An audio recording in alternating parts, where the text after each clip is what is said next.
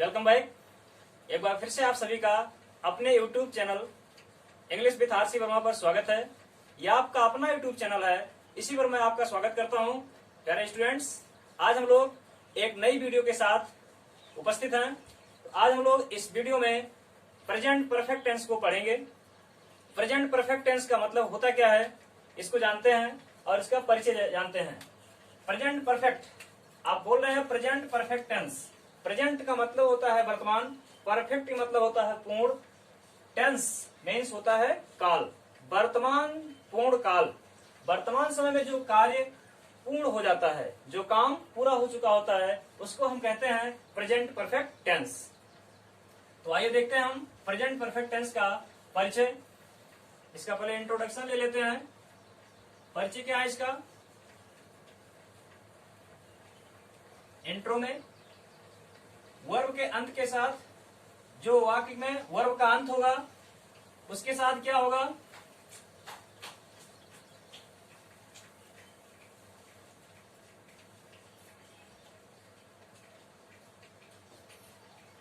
Verb के अंत में आपको मिलेगा चुका है,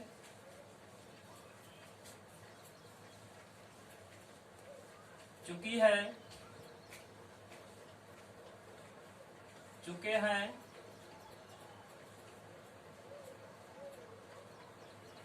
चुका हूं।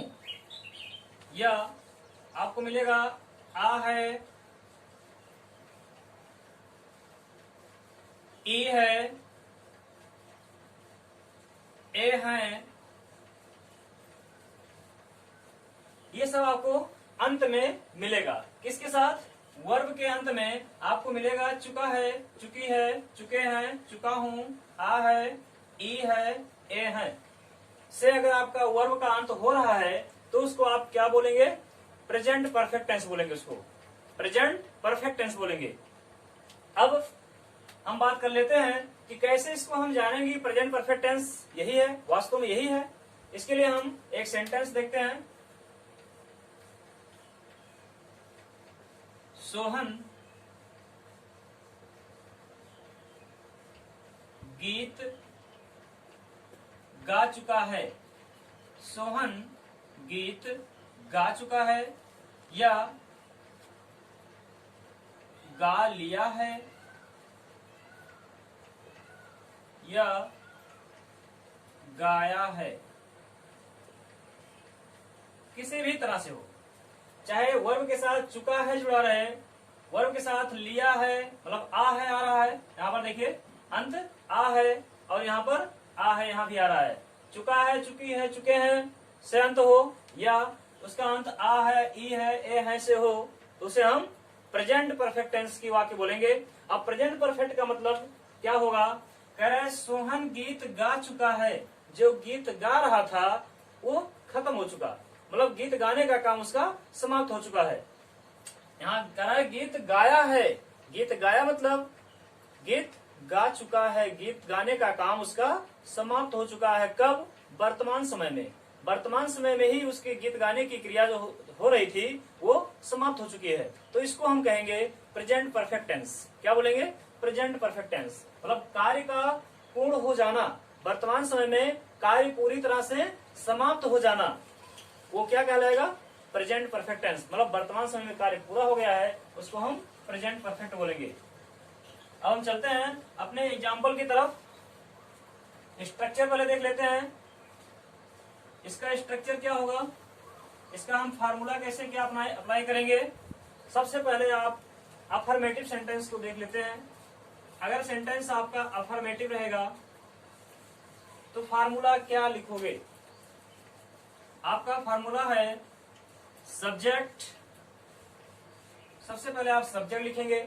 इसके बाद इस टेंस की हेल्पिंग वर्ब होती है हैज या हैव, हैज या हैव।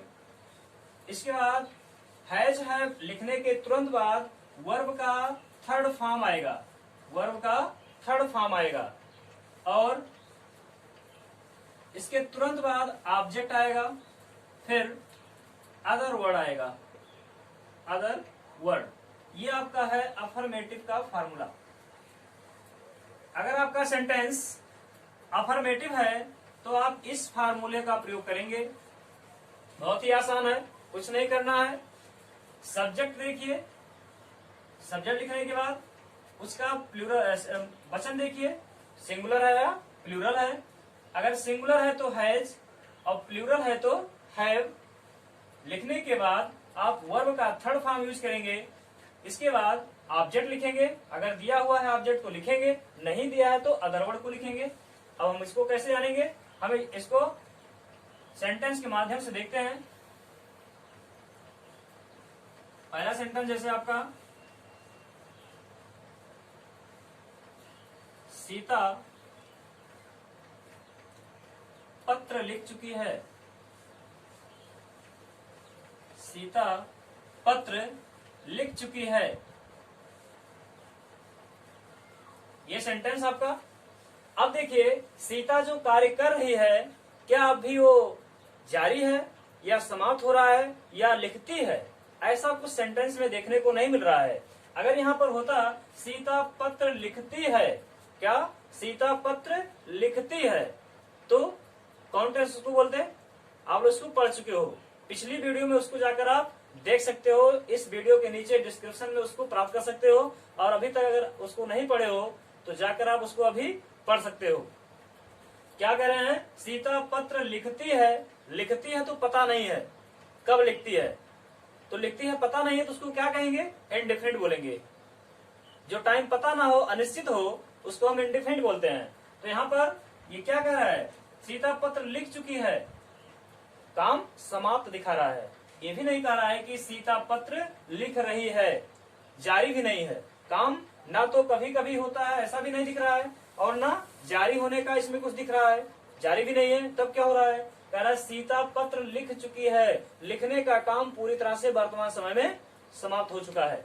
तो इसको हम कौन सा टेंस बोलेंगे, प्रेजेंट परफेक्ट टेंस बोलेंगे। अब सेंटेंस की बात कर लेते हैं।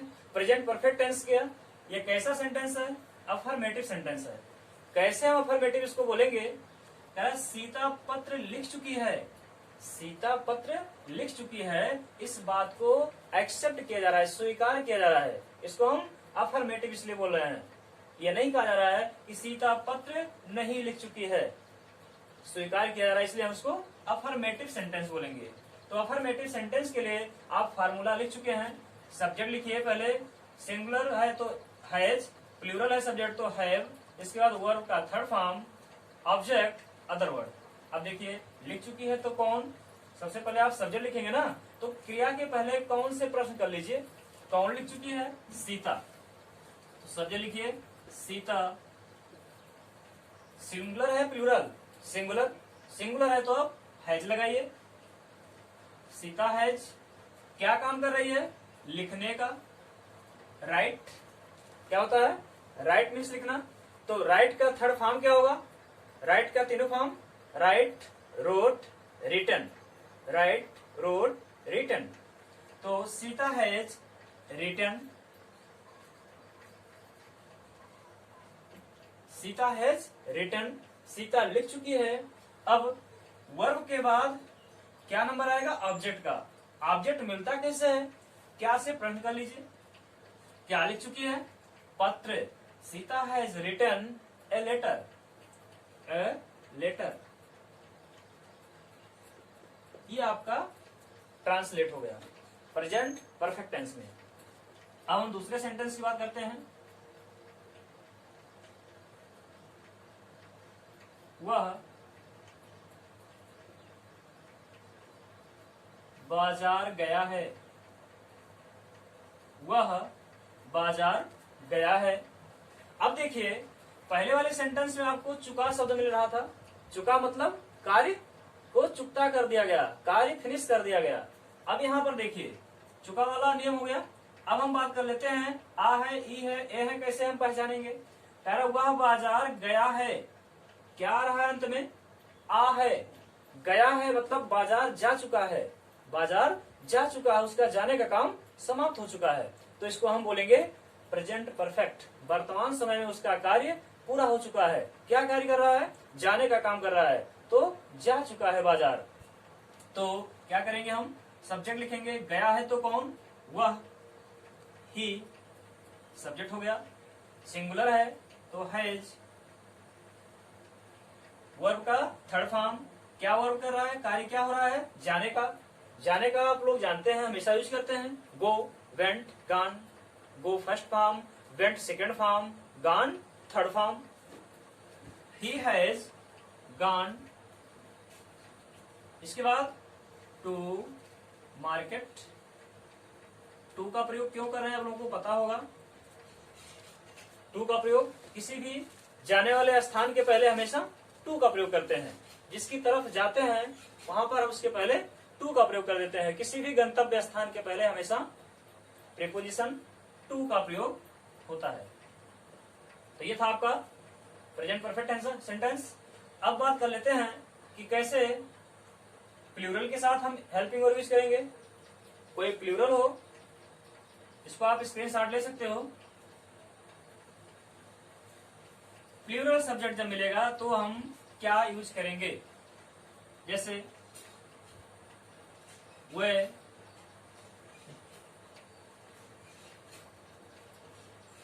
अपने मित्रों को पहचान गए हैं,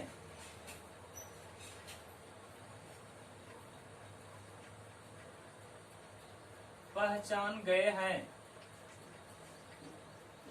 वे अपने मित्रों को पहचान गए हैं, यही सेंटेंस है। पहचानने का काम समाप्त कर चुके हैं, मित्र को देखे और वो पहचान चुके हैं। अब पहचान गए हैं तो कौन, वे के लिए आप क्या लिखेंगे, दे आपका सिंगुलर या प्लूरल, प्लूरल है तो आप हेल्पिंग वर्ब लिखोगे हैज, दे हैव। पहचानने की इंग्लिश क्या होती है, रिकॉग्नाइज। क्या होता है, रिकॉग्नाइज। उसका फॉर्म चलेगा recognise, recognised, recognised. They have recognised, recognised. They have recognised, किसको पहचान गए हैं, अपने मित्रों को के लिए कुछ नहीं लिखेंगे, दे हैव रिकॉग्नाइज्ड। अब दे के साथ अपने किसको पहचाने, मित्रों को, किसके, अपने, तो दे के साथ अपने की अंग्रेजी क्या लगाएंगे, their. Recognised their friends, they have recognised their friends. ये था आपका प्लूरल। हाँ, एक चीज और हम ध्यान देंगे, आई के साथ भी हैव का ही प्रयोग होगा।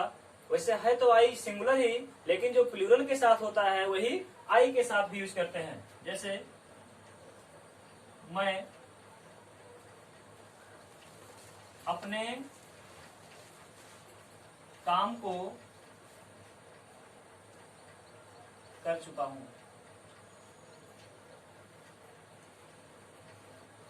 मैं अपने काम को कर चुका हूं, मतलब जो कार्य कर रहा था वो समाप्त कर चुका है वर्तमान समय में। तो कौन कौन कर चुका, मैं, आई के साथ क्या यूज करेंगे, हैव। आई हैव करने के लिए क्या यूज करेंगे आप, डू का third form, do, did, done. Do first form, did second form, done third form. I have done, मैं कर चुका हूं क्या, अपने काम को। तो आई के साथ अपने की अंग्रेजी क्या यूज करेंगे, माई। माई क्या है, पॉजिटिव एडजेक्टिव।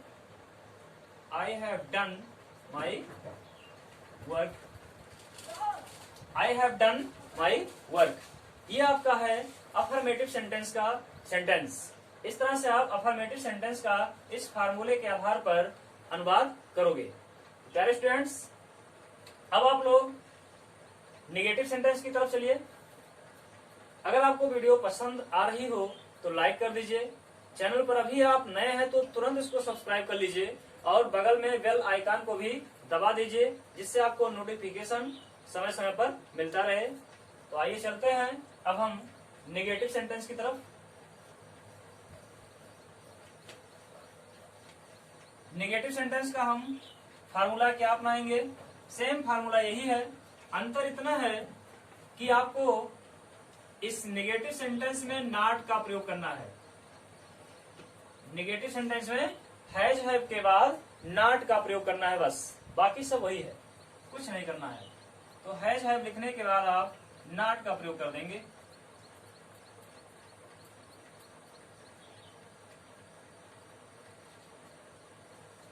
कुछ नहीं करना है, बहुत आसान है निगेटिव। तो इसका हम एग्जांपल देख लेते हैं। जैसे लड़के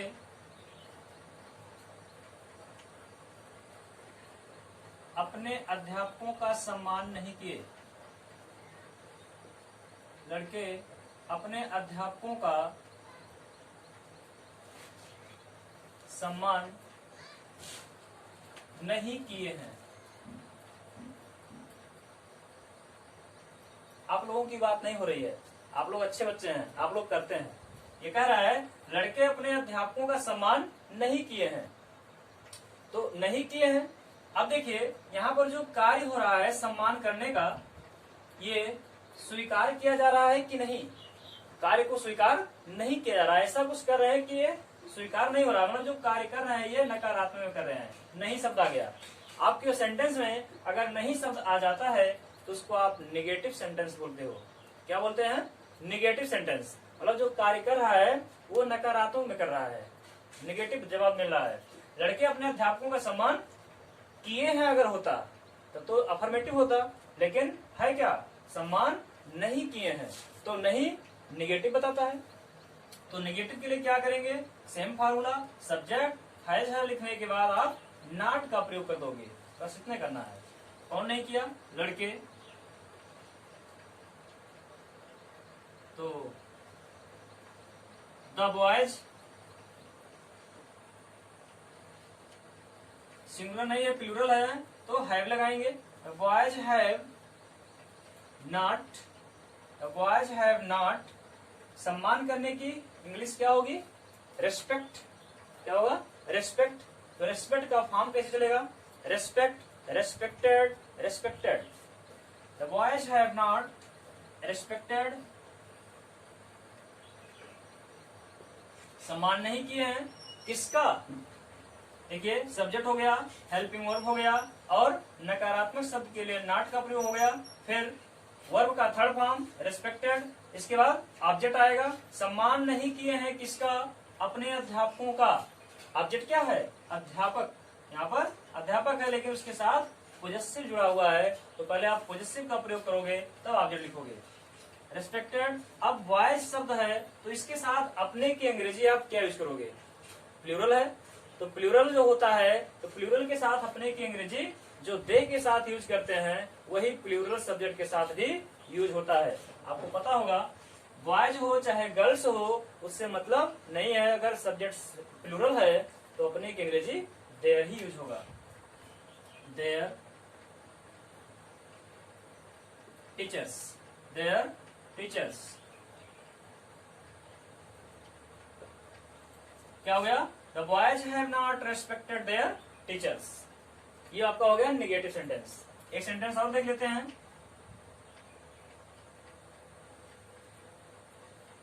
वह कमरे में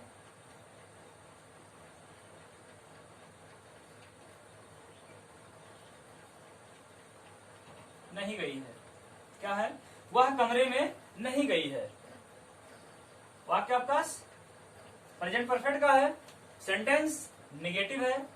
प्रेजेंट परफेक्ट तो आप पहचान ही रहे हैं, गई है, ई है लास्ट में आ रहा है, मतलब गई है, कार्य समाप्त दिखा रहा है, लेकिन नकारात्मक में बोला जा रहा है, नहीं गई है।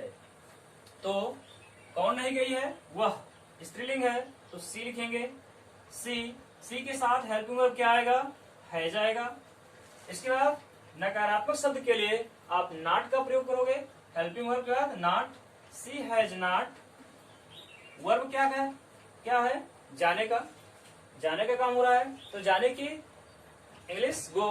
थर्ड फॉर्म गो, वेंट, गॉन। गॉन हो जाएगा। सी has not gone.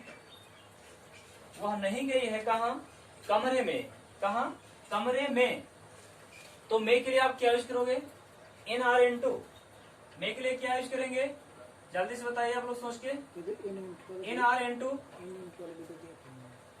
In into में से आपको कंफ्यूज हो रहा होगा कि इन लगाए कि इन टू लगाए, बिल्कुल कंफ्यूज नहीं होगा आपको।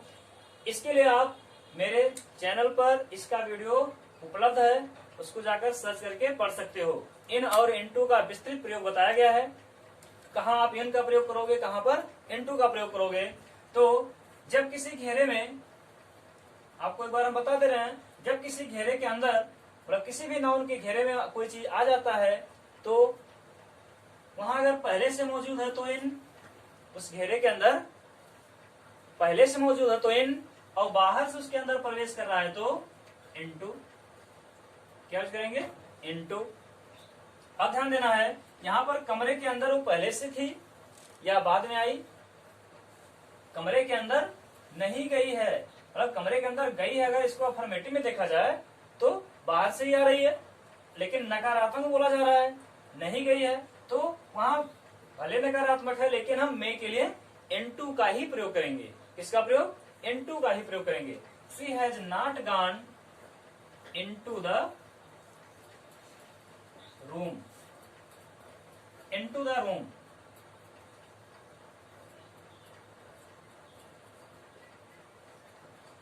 ये आपका निगेटिव सेंटेंस था। अब हम चलते हैं इंट्रोगेटिव की तरफ। अगर आप इसका स्क्रीनशॉट लेना चाहते हैं तो ले सकते हैं।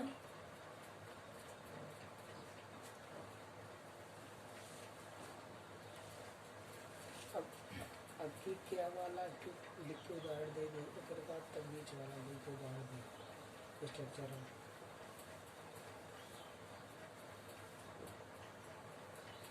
अब देख लेते हैं हम इंट्रोगेटिव सेंटेंस को।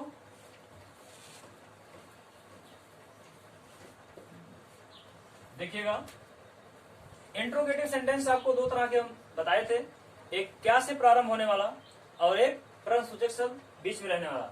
तो हम पहले बात कर लेते हैं क्या शब्द से प्रारंभ होने वाले सेंटेंस की। क्या शब्द से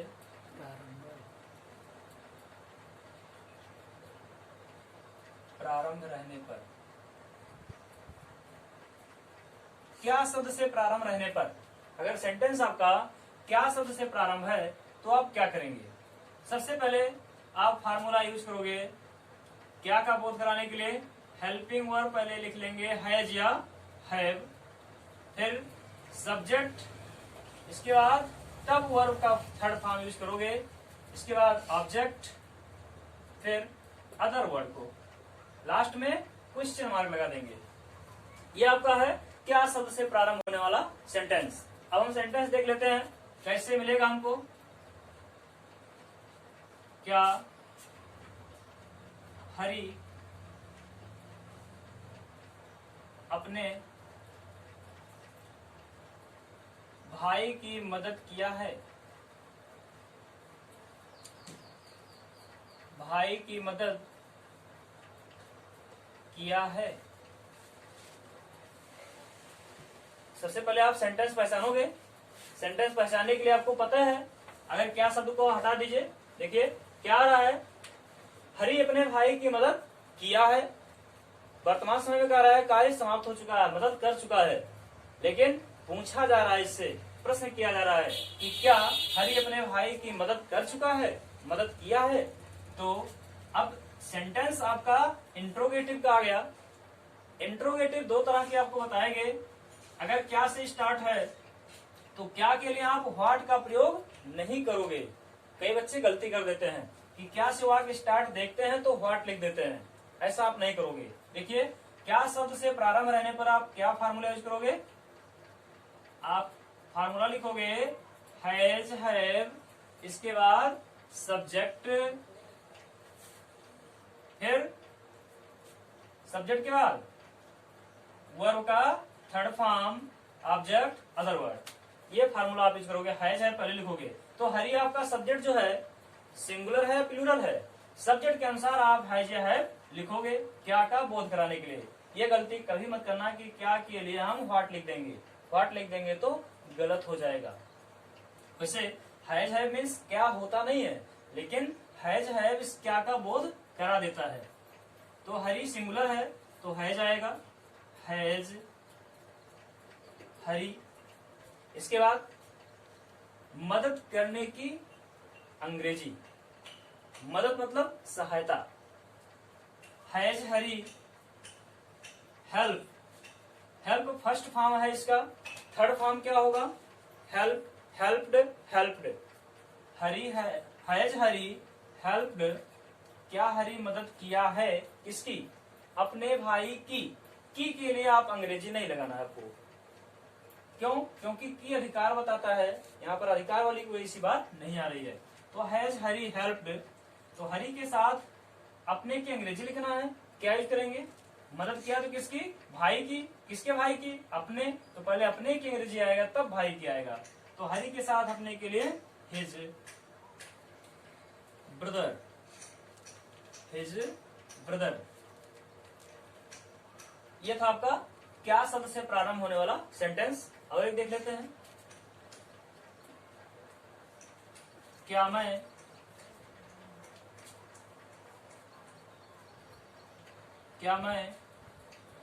अपनी किताब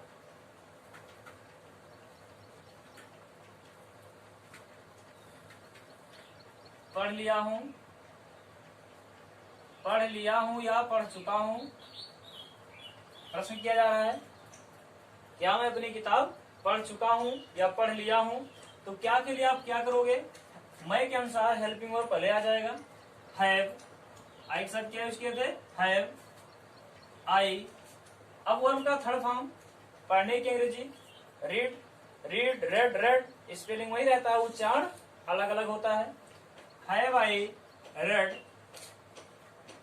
हैव आई रेड, क्या मैं पढ़ लिया हूं, क्या पढ़ लिया हूं।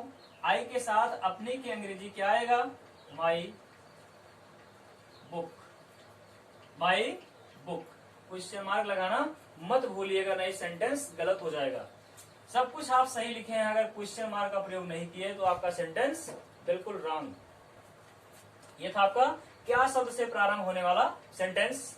अब हम बात करेंगे प्रश्नसूचक शब्द बीच में रहने पर। इसका स्क्रीनशॉट ले लीजिए।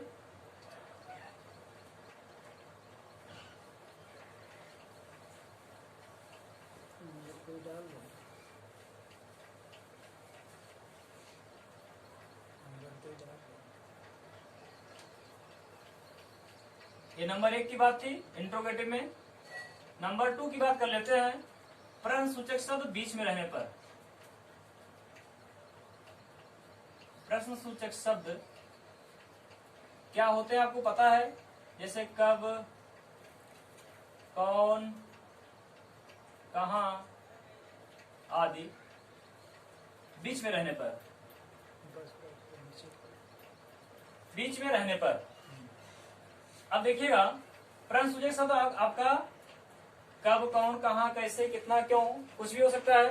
वो अगर आपके सेंटेंस के बीच में आता है तो आप फार्मूला क्या यूज करोगे, सबसे पहले आप उसी क्वेश्चनिंग वर्ड की अंग्रेजी लिखोगे, Q W means question word, questioning word, प्रश्नसूचक शब्द। इसके बाद आप हेल्पिंग वर्ब का यूज करोगे, हैज या हैव, किसके अनुसार, सब्जेक्ट के अनुसार। फिर वर्ब का थर्ड फॉर्म यूज करोगे, इसके बाद ऑब्जेक्ट, फिर अदर वर्ड, क्वेश्चन मार्क। कैसे, आइए इसको हम एग्जाम्पल के माध्यम से समझते हैं। एग्जाम्पल के माध्यम से इसको हम कैसे समझेंगे, देखिएगा। जैसे राजगोपाल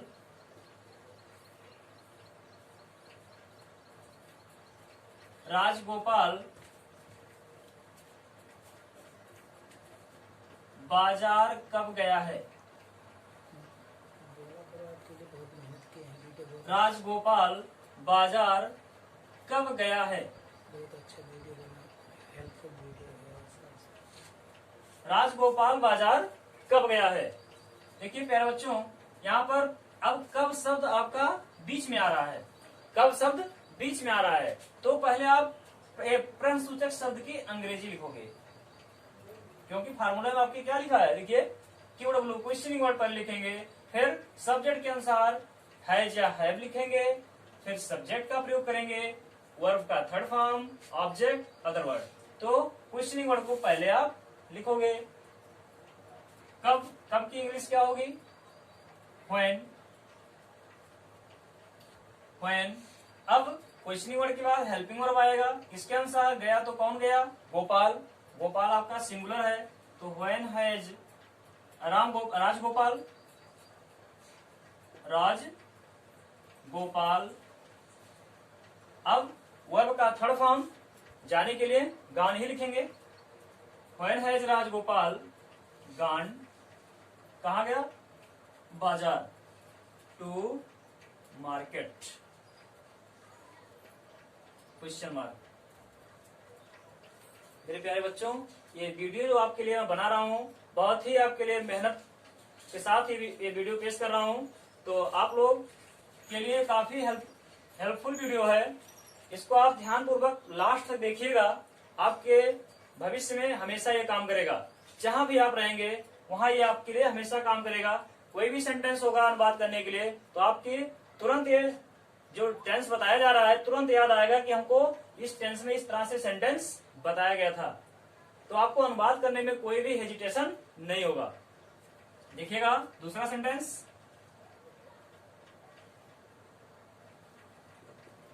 सीता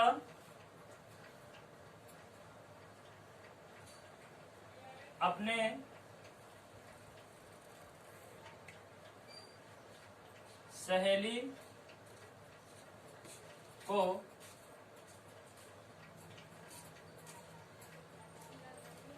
किताब क्यों दी है। सीता अपने सहेली को किताब क्यों दी है। प्रश्नसूचक शब्द यहाँ भी बीच में आ रहा है, क्यों शब्द आ रहा है बीच में, तो क्यों की आप पहले इंग्लिश लिख लेंगे, क्या होगा, वाई। सीता सिंगुलर है तो हैज, वाई हैज सीता। अब देने की अंग्रेजी क्या होती है, गिव। गिव का third form, give, gave, given, give, gave, given, third form. तो why has Sita given, why has Sita given. Sita क्यों दी है, क्या दी है, किताब। किसको, अपने सहेली को। तो why has Sita given a book, a book to her friend, to her friend, इस तरह से। तो ये था प्यारे स्टूडेंट्स आपका इंट्रोगेटिव सेंटेंस। प्रश्नसूचक शब्द बीच में रहने पर आप क्या पहले करोगे, प्रश्नसूचक शब्द जब बीच में आपको मिलेगा तो पहले आप क्वेश्चनिंग वर्ड को ही लिखोगे, जो बीच में दिया है क्वेश्चनिंग वर्ड, पहले उसी की अंग्रेजी लिखोगे। फिर सब्जेक्ट को पता करोगे, सब्जेक्ट है कौन, काम करने वाला है कौन, इसमें काम करने वाला जो होगा उसको पता करके आप उसके अनुसार हेल्पिंग वर्ब लगाओगे। जैसे गया है तो कौन गया, राजगोपाल। दी है तो कौन दी, सीता। तो सीता के अनुसार आप यहाँ हेल्पिंग वर्ब लगाए हो, यहाँ राजगोपाल के अनुसार लगाए हो। हाँ, इसके बाद सब्जेक्ट के साथ हेल्पिंग वर्ब यूज किए, फिर वर्ब का थर्ड फॉर्म तो आप लगाए ही हैं। हाँ, अब बात कर लेते हैं, क्या हमने जो ये सेंटेंस लिखा है ये सही है, परफेक्ट। ध्यान पूर्वक देखिएगा और कमेंट में जरूर बताइएगा कि ये सेंटेंस सही है या नहीं, और गलत है तो क्यों गलत है। देख लिया आप लोग, सेंटेंस को ध्यान पूर्वक देखिए शुरू से अंत तक, क्या गलती है इसमें। कुछ बच्चे जान गए होंगे, लेकिन कुछ लोगों का दिमाग वहां तक नहीं पहुंच रहा होगा, बहुत बड़ी गलती है। यहाँ पर देखिए हिंदी में आपके क्वेश्चन मार्क लगा हुआ है, लेकिन यहाँ नहीं लगा हुआ है, ये गलती था, ये हमने जानबूझकर छोड़ दिया था आप लोगों को गेस करने के लिए। Why has Sita given a book to her friend, यहाँ पर क्वेश्चन मार्क जब तक नहीं लिखेंगे आप, आपका सेंटेंस करेक्ट नहीं हो सकता। प्यारे स्टूडेंट्स, अब हम आप लोगों को इंट्रोगेटिव एंड नेगेटिव सेंटेंस की तरफ ले चलते हैं। वो भी अगर आप इंट्रोगेटिव आ गए आपको तो इंट्रोगेटिव निगेटिव भी आ गया, उसका भी अनुवाद आसानी से कर लेंगे आप, कोई दिक्कत नहीं होगी। क्यों? कुछ नहीं करना है, केवल आपको सब्जेक्ट के बाद नॉट का प्रयोग करना है, इतने ध्यान देना है। अगर वाक्य में नहीं शब्द भी आ जाता है तो इंट्रोगेटिव एंड निगेटिव बोलेंगे, उसको क्या बोलेंगे? इंट्रोगेटिव एंड निगेटिव बोलेंगे। इंट्रोगेटिव एंड निगेटिव सेंटेंस के लिए आप फार्मूला यही यूज करोगे। आपको ध्यान क्या देना है कि सब्जेक्ट के तुरंत बाद नॉट का प्रयोग कर देना है। इसका नॉट का प्रयोग कर देना है। कैसे? हम सेंटेंस देख लेते हैं। लेकिन ये तो आपका जब प्रश्नसूचक शब्द बीच में रहेगा तब ये फार्मूला लगाएंगे। दो फार्मूला लगेगा। आप लोग जैसा कि पढ़ चुके हो, इंट्रोगेटिव शब्द में दो तरह के आपको मिलेंगे ना, एक क्वेश्चनिंग वर्ड वाला, एक क्या से प्रारंभ होने वाला।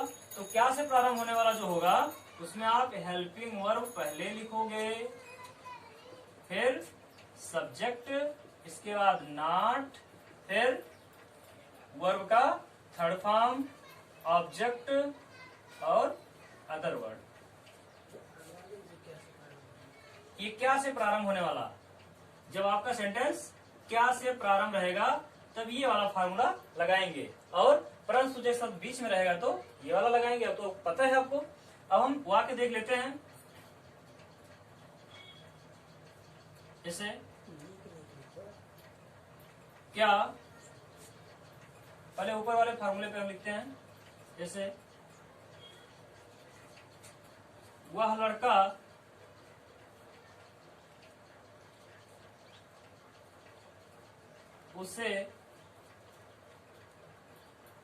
वह लड़का उसे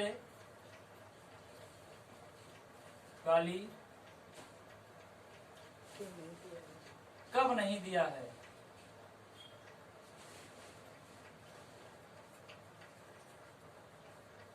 कब नहीं दिया है, ये कह रहा है।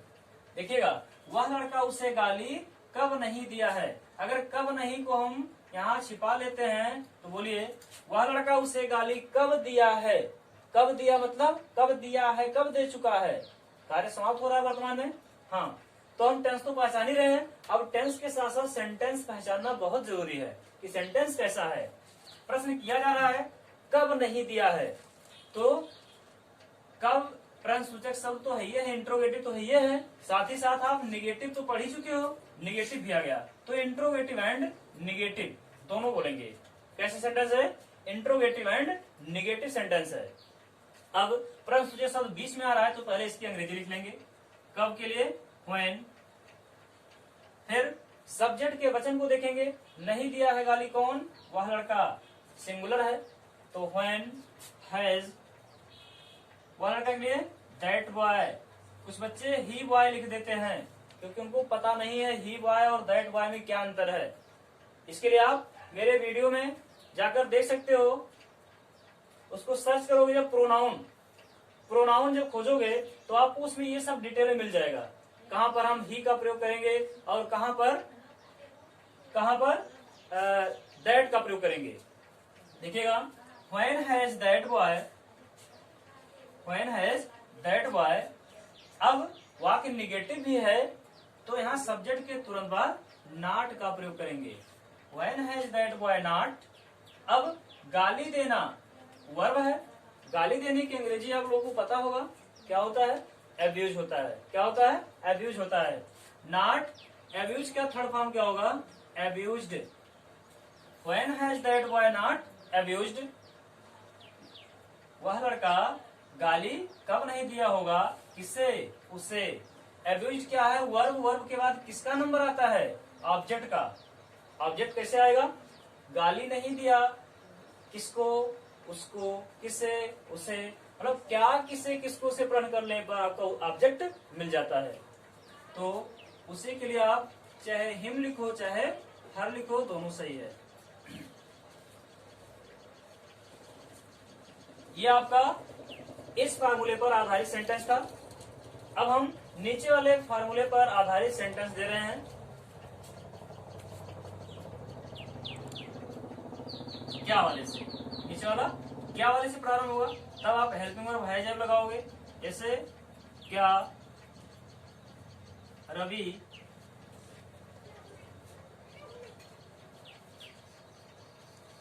अपने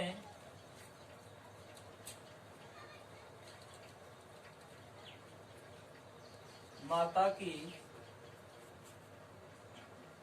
क्या रवि अपने माता का कहना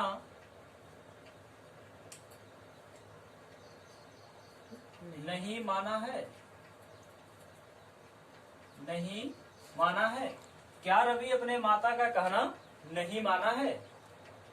अब देखिए सेंटेंस आपका क्या से स्टार्ट है, क्या से, तो रवि के अनुसार क्या आएगा, हैज आएगा। हैज रवि वाक्य निगेटिव भी है तो रवि के तुरंत बाद नॉट आएगा।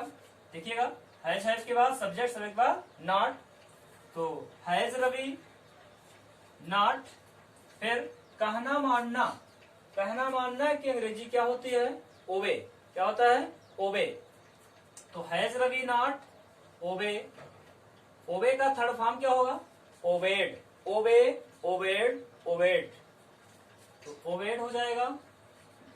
हैज रवि नॉट ओबेड, क्या रवि कहना नहीं माना है किसका, अपने माता का, तो अपने की अंग्रेजी हिज मदर।